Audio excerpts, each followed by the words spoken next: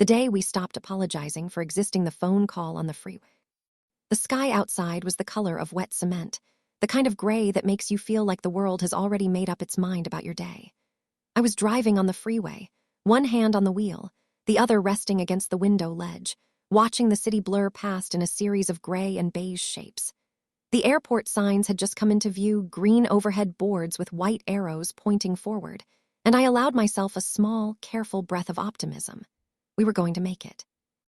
In the back seat, my 6-year-old daughter, Ivy, was doing what Ivy always did when she was happy, kicking her feet in a private rhythm that had no connection to any music playing. She had been counting down to this trip for 9 days. Not loosely, not approximately 9 days. With a paper chain she had made herself at school and torn one link off every single morning at breakfast. She had also packed her own bag. I had checked it before we left and found 3 stuffed animals, a single sock, a folded drawing of our house, and no pajamas. When I pointed this out, she told me very seriously that she had decided to sleep in her clothes. I repacked it without commenting.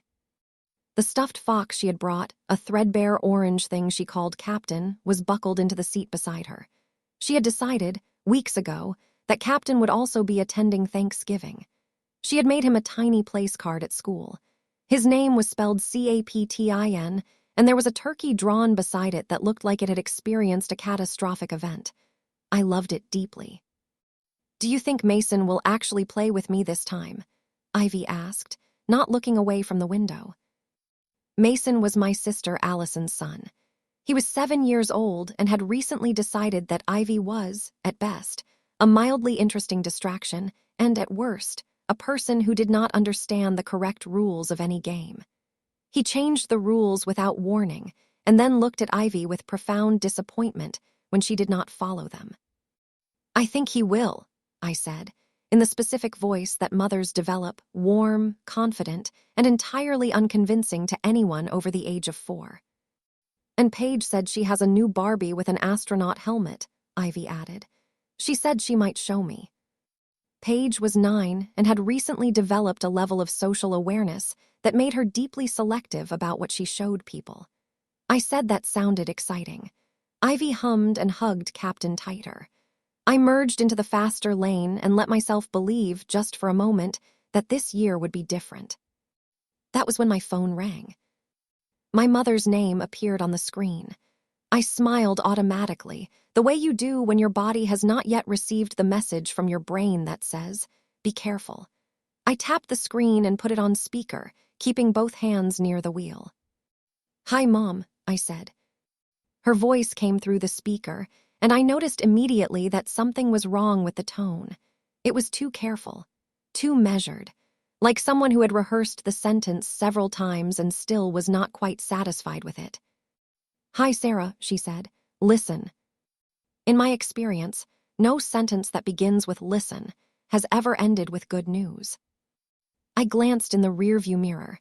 Ivy was gazing out the side window, mouth slightly open, perfectly content. I looked back at the road. "We've been talking," my mother said carefully, "and we think it might be better if you didn't come this year." I blinked. The freeway continued beneath me. A truck changed lanes ahead. Everything looked exactly the same as it had 5 seconds ago, and somehow the world felt completely rearranged. "What?" I said. "Your daughter," my mother said, with the same tone she used to discuss weather or traffic, "is embarrassing. Allison needs a drama-free day. We think it's better for everyone if you stay home." I felt my hands tighten on the wheel.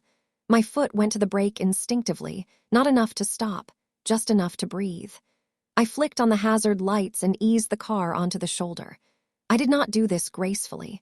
I did it the way you do things when your body has taken over from your brain entirely. From the back seat, small and immediate, "Mom." She had heard. I looked at the rear-view mirror. Ivy was no longer kicking her feet. She was sitting perfectly still, looking at the back of my headrest, and her face had gone very quiet in the way that children's faces do when they understand something they are not supposed to understand yet. I took the call off speaker before my next breath. "Mom," I said, my voice low. "Ivy is in the car, she can hear you. We are literally on the way to the airport. What are you talking about? My mother's careful tone vanished. You heard me. It's better this way. Allison has guests. She doesn't need the extra stress. I turned in my seat just slightly, just enough to see Ivy. She had pulled Captain from the seat beside her and was holding him against her chest with both arms. Her eyes were very still.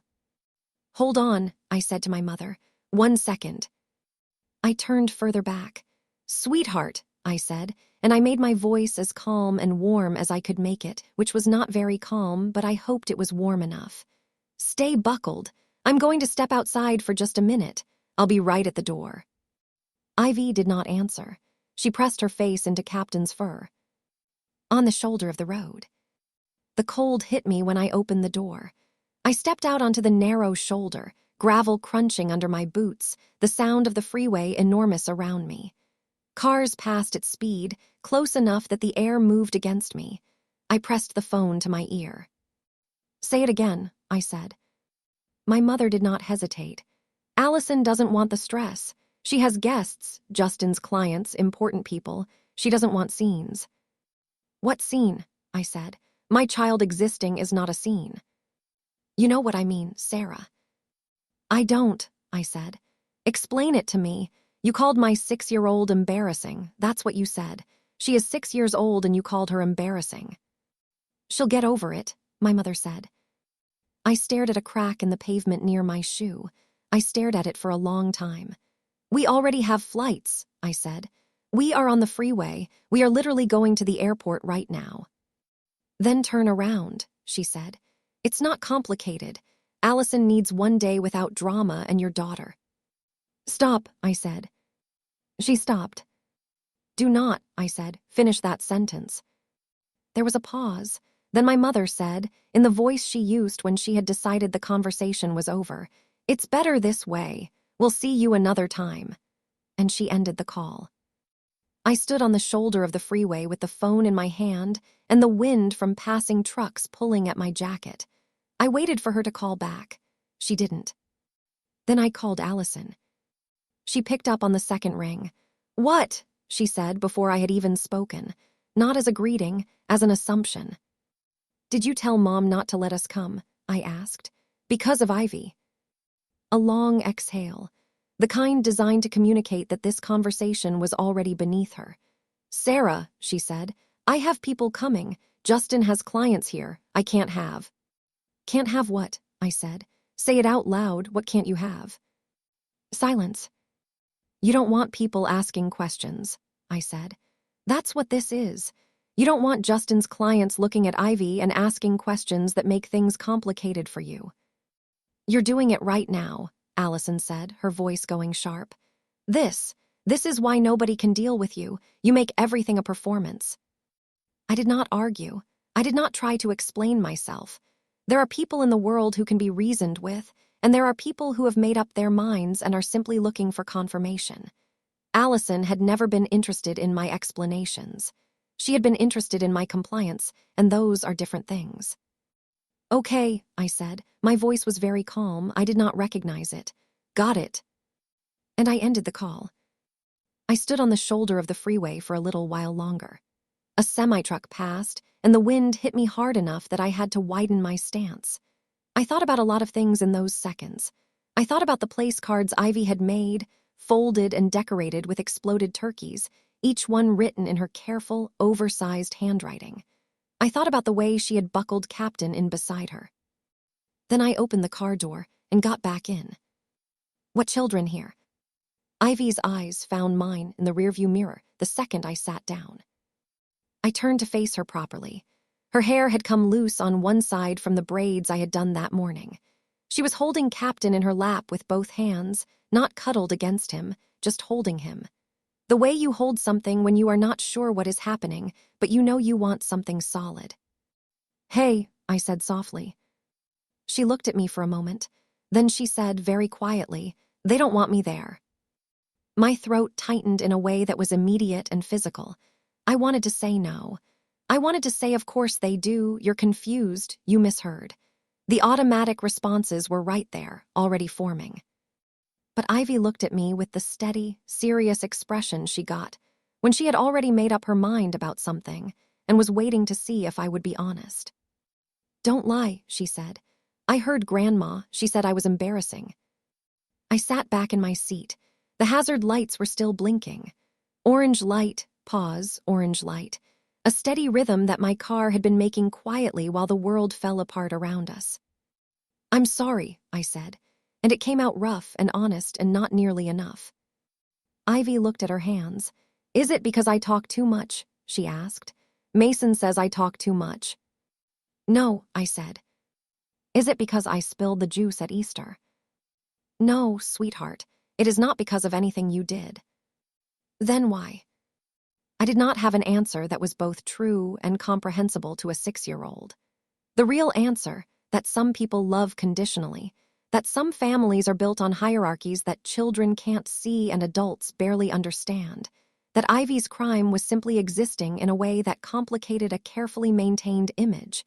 None of that was something she needed to carry at 6. "Some grown-ups," I said carefully, "make bad decisions. And this was a bad decision.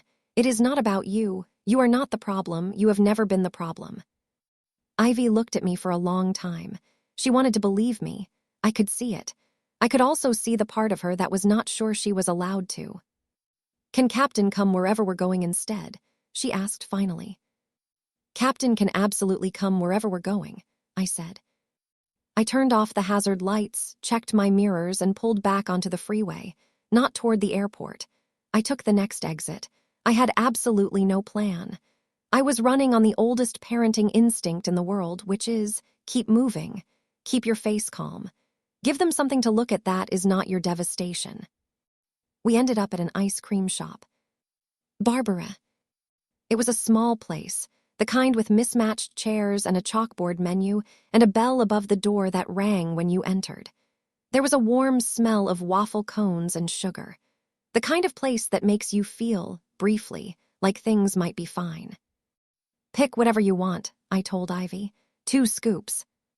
She looked at me with the careful attention of a child who senses that rules are being suspended for emotional reasons. "Even sprinkles." "Especially sprinkles," I said.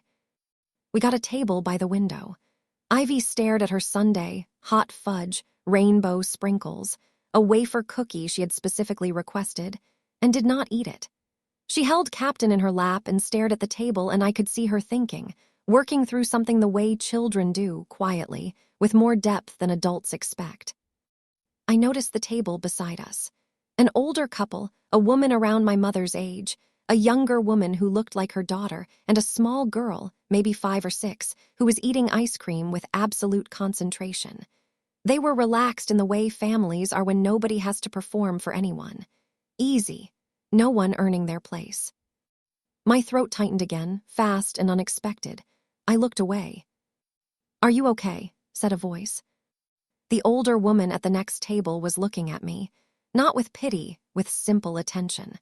The kind of attention you get from people who notice things and are not afraid to acknowledge them. I opened my mouth to say yes. Nothing came out. Beside me, Ivy made a small sound, very quiet, very contained, like she was trying not to take up space. The older woman looked from me to Ivy and then back again, and something in her expression softened further. "Would you two like to sit with us?" she asked. The small girl at their table had already slid off her chair. She walked directly to Ivy with the efficiency of a child who does not waste time on social preliminaries. "I'm Mia," she said. "Do you like unicorns?" Ivy blinked. "Yeah."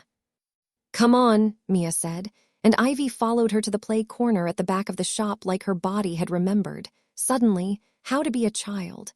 Captain went with them. I exhaled. "I'm Barbara," the older woman said. She gestured to the man beside her. "Walter." Then to the younger woman, "Our daughter, Julia." "Sarah," I said, "and that's Ivy." Barbara watched the girls in the play corner for a moment. "She's got a good kid vibe," she said, like that was the only assessment that mattered. And somehow, after everything, those 5 words cracked something open. I told them not everything, not right away, but enough. We had been on the way to the airport. My mother had called. She had said Ivy was embarrassing. We had pulled over on the freeway. We were not going to Thanksgiving anymore. Nobody said I'm sorry for your loss, or that's terrible, or at least you have each other. Barbara and Walter just listened, and Walter slid a napkin toward me without making a ceremony of it, and Julia said, quietly, "Holidays can be a lot," in the tone of someone who understood that to be a vast understatement. "How could anyone say that about a child?" Barbara said, finally. And the question had no answer because the real answer required a history I had not yet said out loud to strangers. But they were waiting, and it was warm in the ice cream shop, and outside it was gray and cold, and my daughter was laughing in the play corner, actually laughing, and I found that I wanted to say it. For the first time, to people who had no stake in the outcome, I wanted to say it. So I did. The history. I have an older sister named Allison. Just saying her name made something tighten between my shoulder blades, the way a muscle does when it remembers an old injury. Allison was, in the language of our family, the right one. Not the bad one in me. That would have been a simpler dynamic, easier to name. It was subtler than that. Allison was simply the one for whom everything was slightly easier, slightly warmer, slightly more available. Her achievements were displayed. Mine were acknowledged. Her tears rearranged the household. Mine were met with "don't start." When she succeeded, it was celebrated as evidence of the family's excellence. When I succeeded, it was expected as the baseline. None of this was dramatic.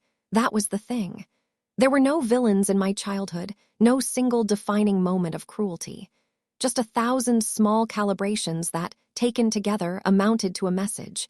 You are less central than you think. You are not the main character here.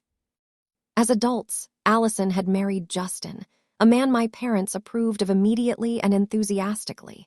He was the kind of person designed to reassure parents, confident handshake, appropriate hobbies, the ability to make my father feel interesting. He fit into my family the way a custom piece of furniture fits into a room, too precisely not to have been planned.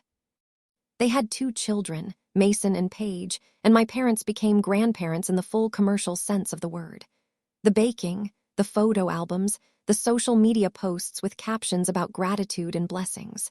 When Mason was born, my mother called extended relatives within the hour. When Ivy was born, my mother arrived at the hospital, looked at Ivy in her bassinet, and said, "Well, that's going to be hard." She meant it practically. She was referring to the circumstances of Ivy's birth. My relationship had already been unraveling, loudly, but the words settled on Ivy like a first impression. Ivy's father. I try to describe this simply, without excess. He was charming in the specific way that people are charming when they need something from you. He was attentive at the beginning, the way people are attentive before the performance relaxes into something else. What it relaxed into was not safe. I will not go into the details because the details are not the point. The point is that one night I packed a bag while he was out of the house, buckled a very small Ivy into her car seat, and drove to my parents' house because I was operating on the belief that this is what family is for. The door opened. My mother looked at the bag and said, "Are you sure?" My father blinked at me from the hallway like I had appeared without warning in a dream he hadn't expected. "He seemed fine," my mother said. "You've always been sensitive, Sarah," she added, a family staple. I told them the truth. Not everything, I was not ready for everything, but enough. I told them he was not who they thought he was. My mother told me not to dramatize. My father looked at the wall. They let us stay. I have spent a lot of years focusing on that part. They let us stay. But staying felt like living under a provision. We were there, but we were an inconvenience. My mother would sigh when Ivy cried, long and audible, as though the sound cost her something personal. My father would look at the television when I spoke, the way people do when they are not deciding whether to engage but have already decided not to. Once, when company was coming, my mother suggested I take Ivy out for the afternoon. Not for our sake, because she did not want to explain us. I started applying for jobs, not because I had a plan. Because I understood, in the way the body understands things before the mind catches up, that I needed to leave. The offer came from a company far away. Far enough that visiting required planning, tickets, effort. I stood in my parents' kitchen with the offer letter in my hand, and said I was thinking of looking for something closer, something that would keep us near family, just a little longer. My mother did not hesitate. "A job is a job," she said. "You don't turn that down." My father added without looking up, "You don't want to be stuck here forever." And my mother said, "You can't be picky, Sarah." The words arrived like a door closing. So I took the job. I moved. I told myself it was independence. It was.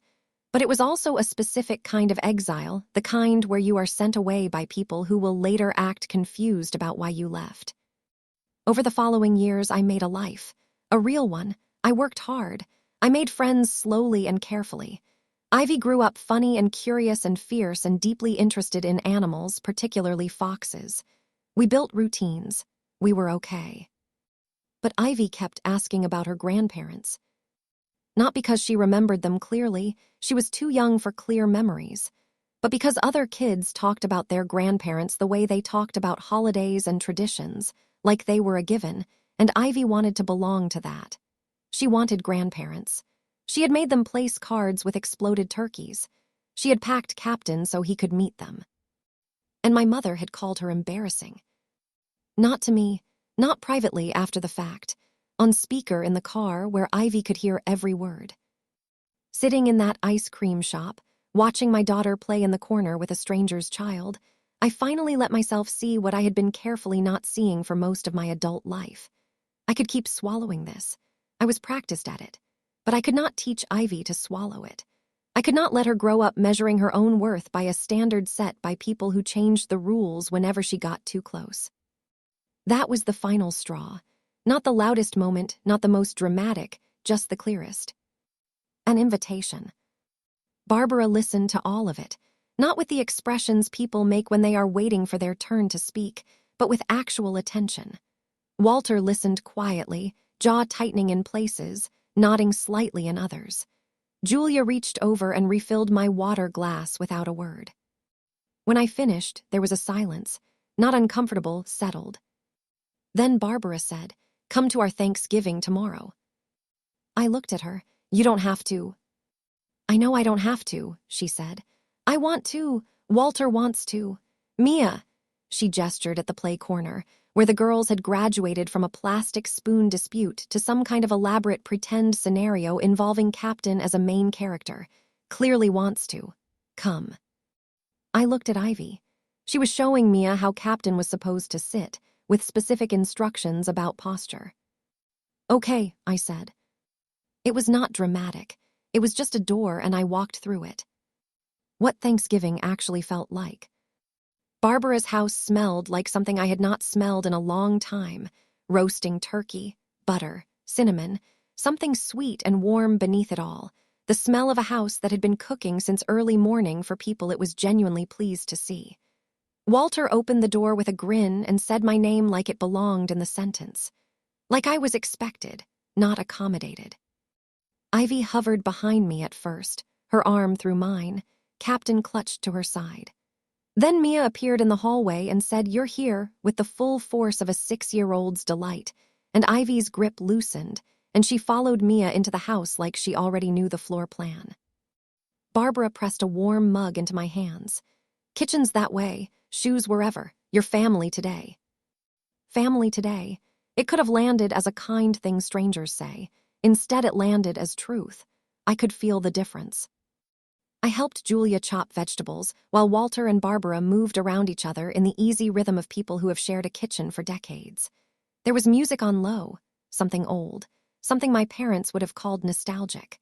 Julia and I talked, not about anything important, just the light talk of people who are beginning to be comfortable with each other. Ivy and Mia's voices floated in from the other room in waves of argument and laughter. Dinner was loud and warm and too much food, and Walter told a story about the time he dropped an entire bowl of gravy on the table at his mother-in-law's house, and the look on her face. And Barbara told her version of the same story, which was funnier and slightly more accurate. And Mia and Ivy giggled through the rolls, and Ivy spilled her juice and my body tensed automatically. Waiting for the sigh, the eye roll, the quietly delivered commentary, and Barbara reached across for a dish towel and said, "It's a table. It's been through worse." Walter nodded gravely. The Gravy incident, 1998, we all survived. Ivy giggled, a real one, the kind that starts in the stomach. I excused myself after dessert and stood in the bathroom for a moment with my hands on the sink, looking at myself in the mirror. My eyes were doing the thing eyes do when they are about to embarrass you. I breathed slowly until they stopped. Then I checked my phone. On Facebook, there was a photo. My parents' dining room, the good china, the centerpiece. Allison and Justin seated beside my parents, Mason and Paige in front, everyone smiling. Posed. The caption was about family, about gratitude, about the grandchildren. There was no blank space where we might have been. There was no small acknowledgement that someone was missing. Just the clean, curated image. This is our family, this is who we are, this is what we look like when we are grateful. I stared at it for a moment.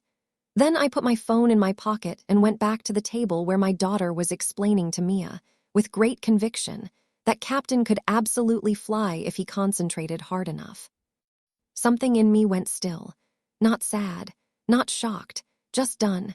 I understood in that moment what done felt like when it was real, not a performance, not a position, but a place you arrive at quietly and stay. Building something permanent. After Thanksgiving, the silence started. My parents did not call. I did not call. There was no dramatic rupture, no confrontation, no letter, just mutual quiet, and the mutual quiet said everything. It confirmed what I had always known but never wanted to name. My place in that family had always been conditional. I was welcome when I was compliant and invisible when I was not. Barbara and Walter's Sunday dinners became something I looked forward to with a specific gratitude that I had not known I was capable of. Every week, 5 o'clock. Julia and I would arrive around the same time. The kids would disappear immediately into whatever project had captured them that week, and the adults would cook and talk and fall into the easy rhythms of people who had chosen each other. Ivy's drawings appeared on the refrigerator. A small cup appeared in the cabinet with a specific spot, hers, like it had always been hers. Mia would save her a seat at the table without being asked, and the two of them would chatter through dinner with the focused energy of people who have a great deal of important information to exchange. Walter asked Ivy about school with the full attention of someone who genuinely wanted to know the answer. He remembered things. He followed up. "Last week you said you were doing a project about dolphins," he would say. "How did it go?" And Ivy would tell him at length with enthusiasm, and he would listen like her answer was the most interesting thing that had happened that day. Sometimes it was. One Sunday, a few months in, I was watching Ivy from across the kitchen. She had gone still for a moment, the way children do when they are processing something. Then she ran toward Barbara with her arms open and shouted, "Grandma Barbara!" I stopped breathing. Barbara turned. She opened her arms. She said, "There's my girl," in the voice of someone to whom this was the most natural thing in the world. Walter looked up from his newspaper and said, "Hey, kiddo," like it was obvious, like it had always been obvious, like it required no adjustment or deliberation. I went to the bathroom and stood there for a long time. My eyes were wet and I was furious, not at Barbara or Walter, but at the simple unfairness of it. That love could be this easy, that it could be this available, that all it took was the decision to offer it, and someone had decided not to, and that absence had shaped my daughter's first years of her life. That week, I updated the documents. Emergency contacts, school pickup authorization, medical permissions, and the guardianship plan, the quiet, legal, permanent one. In the event that anything happened to me, Ivy would go to Barbara and Walter, not my parents, not Allison, not Justin. Barbara and Walter, who had made room for us at a table on a gray Wednesday in November and never asked us to earn our place back. My hand was steady the entire time I wrote it. Lucas. Julia ran a weekly meetup at a community center, single parents, low-key, kids play, while adults attempt to remember how to talk to other adults. "It's low stakes," she promised me. "You'll be fine. Bring Ivy." The event was held in a room with folding tables and crayon drawings taped to the windows and a beverage station with coffee that had been there since morning. I went because Julia asked me to, and by that point I trusted Julia's judgment more than I trusted my instinct to stay home. Lucas arrived with his son Leo, who had a cowlick that defied physics and the expression of a person evaluating whether this situation had snacks. Lucas himself did not walk in like someone who expected to be noticed. He held the door for a woman with a stroller. He picked up a sippy cup someone had dropped near the door. He noticed things without making announcements about noticing them. He looked at Ivy when they were introduced, actually looked at her level, greeted her like she was a person he was meeting rather than an extension of me. Ivy told him about Captain. He asked a reasonable follow-up question about Captain's other adventures. Ivy liked him immediately. Children, I have found, are accurate. We talked for a while. Leo and Ivy discovered a shared interest in building towers out of whatever was available and then watching them fall. Lucas and I talked about practical things, work, schedules, the particular exhaustion of solo parenting, and I noticed, somewhere during that conversation, that I was not performing. I was just talking. I could not remember the last time that had happened with someone new. Sundays at Barbara and Walter's became Sundays at Barbara and Walter's with Lucas and Leo. The table got louder. The kids multiplied their chaos efficiently. Mia, Ivy, and Leo became the kind of unit that forms between children when the adults in their lives are too busy actually connecting to manage their social schedules. Organic, easy, constant. A year passed. Then another winter came, and Lucas asked me to marry him on a Sunday evening in Barbara's kitchen, while Ivy and Leo and Mia were in the other room building something out of couch cushions. Barbara pretended to be very focused on her soup. Walter was conspicuously absent from the kitchen. I said yes. The wedding. When my mother called the first call in over a year, her voice was the same careful, controlled sound I had heard on the freeway, like someone navigating around a fragile object. I hear you're getting married, she said. Yes, I said. A pause, then. Where's our invitation? I kept my voice even. You're not invited. The silence lasted several seconds. When she spoke again, her voice had changed. What do you mean you're not inviting us? I mean exactly that.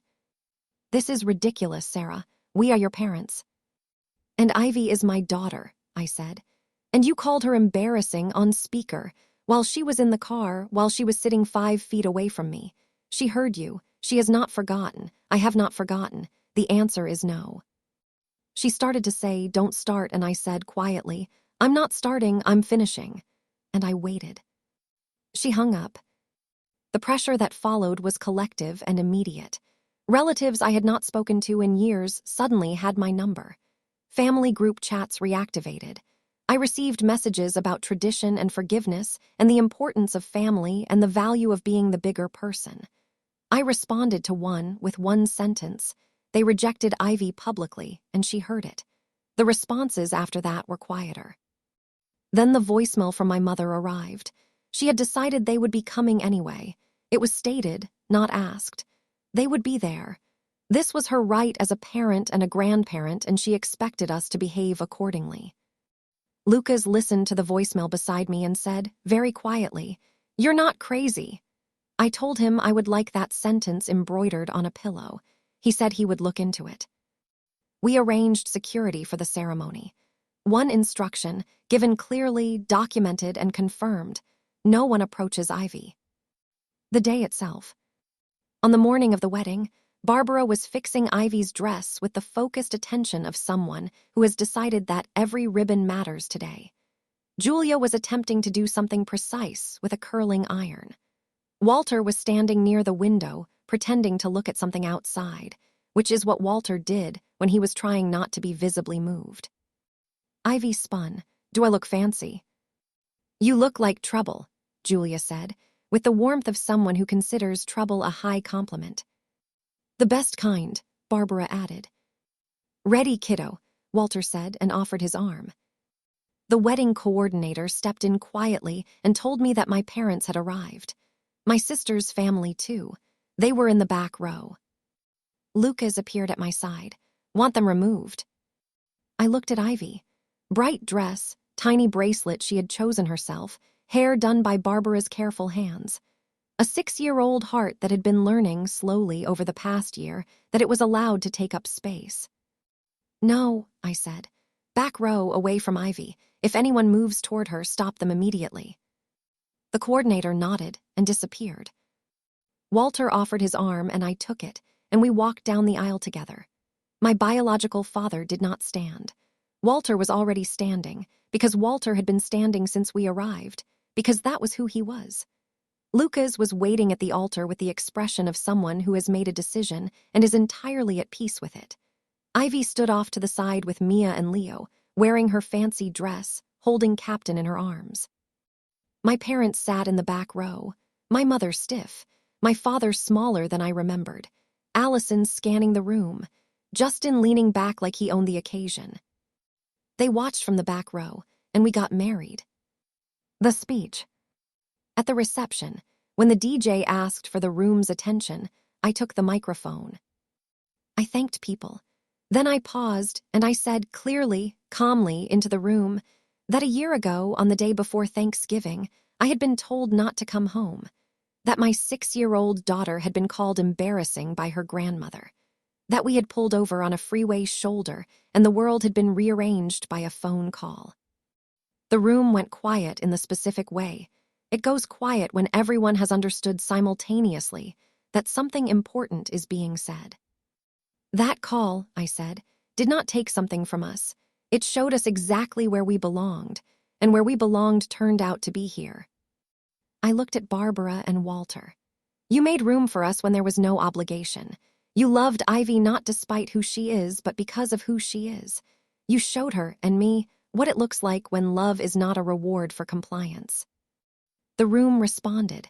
Applause, people rising, the particular warmth that moves through a space when something true has been said out loud.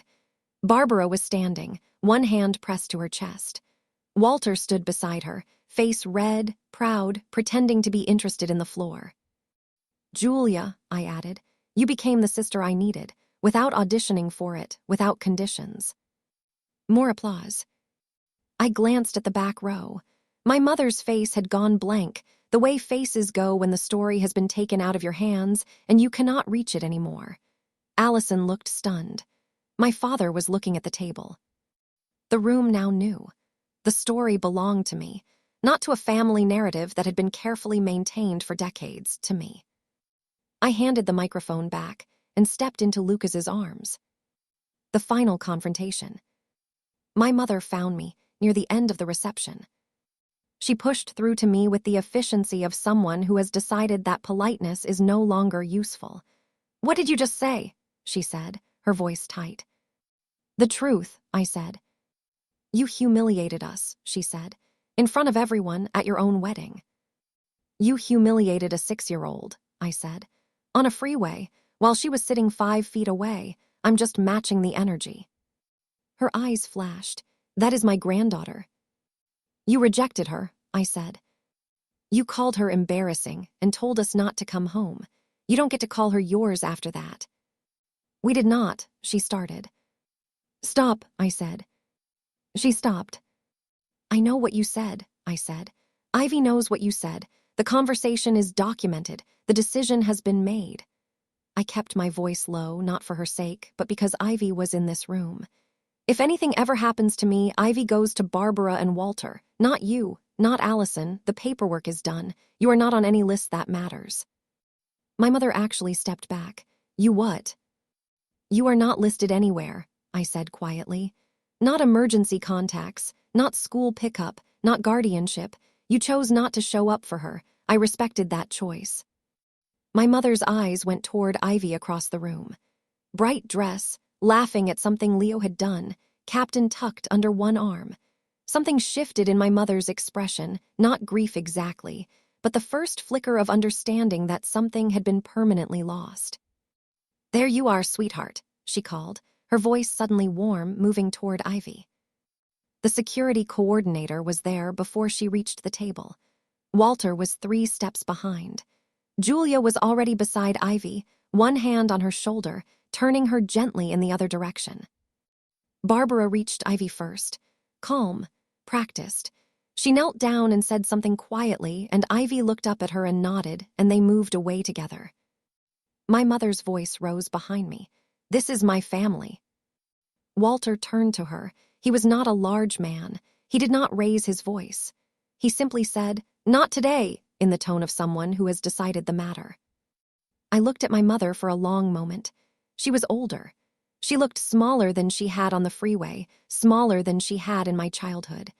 She looked like someone who had made a series of choices and arrived, finally, at their consequence. "I don't hate you," I said. "I want you to know that. I don't hate you. I've just stopped waiting for you to be different." Then I nodded to the coordinator, and they were escorted out. I watched them go. My mother kept looking back, the way people do when they expect someone to run after them and call the whole thing off. I didn't. I stood there until they were gone. Then I turned around and went back to my wedding. After, Ivy found me near the cake table. "Was that Grandma?" she asked. "That was someone who doesn't get to hurt us anymore," I said. She thought about this for a moment. "Okay," she said, then, "can I have cake?" "You can have cake," I said. She went to get cake. I watched her go, small and certain in her fancy dress, and I felt something settle in my chest that I did not have a word for. Not happiness exactly, something quieter. Something that did not need to announce itself. Epilogue, what remained. The messages that came in the days after the wedding I deleted, most of them. There was one from my Aunt Denise, a woman I had not spoken to in years, that said simply, "I heard what happened. I'm proud of you. Protect Ivy. You're doing the right thing." I read it 3 times. Then I wrote back, "Thank you, I meant it." What my family called drama, I called clarity. What they called overreacting, I called information. The information was, I had spent decades trying to earn a place that was never truly offered.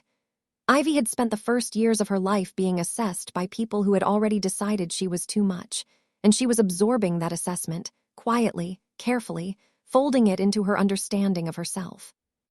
I was not willing to let that continue. Barbara and Walter are, in every way that matters, Ivy's grandparents. They come to her school performances.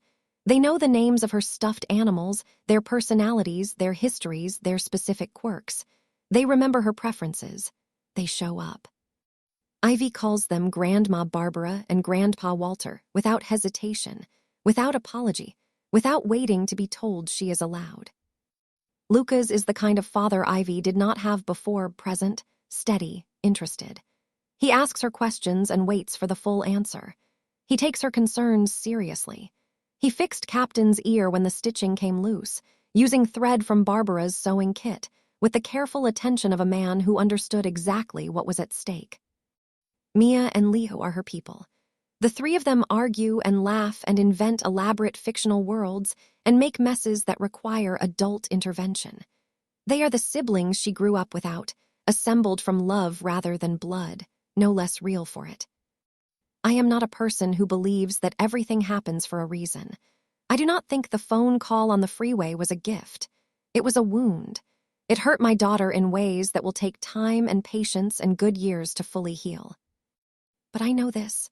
I pulled over on that shoulder because I needed to think, and I thought clearly, and I turned the car around, and I walked into an ice cream shop with a 6-year-old who still believed in grandparents, and I found Barbara, and Walter, and Mia, and eventually Julia, and eventually Lucas, and eventually Leo, and eventually a table that always had room and a refrigerator covered in drawings and a cabinet with a small cup that lived there permanently.